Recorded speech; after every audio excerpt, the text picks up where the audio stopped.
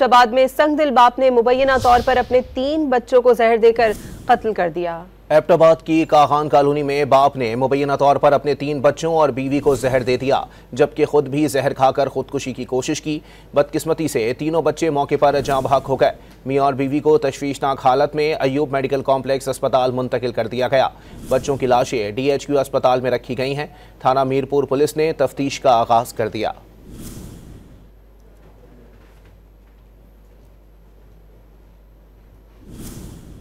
एबटाबाद में संगदिल बाप ने मुबैना तौर पर अपने 3 बच्चों को जहर देकर कत्ल कर दिया।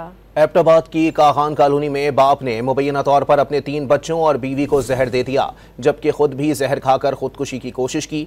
बदकिस्मती से तीनों बच्चे मौके पर जाँ बहक हो गए। मियां और बीवी को तशवीशनाक हालत में अयूब मेडिकल कॉम्प्लेक्स अस्पताल मुंतकिल कर दिया गया। बच्चों की लाशें DHQ अस्पताल में रखी गई हैं।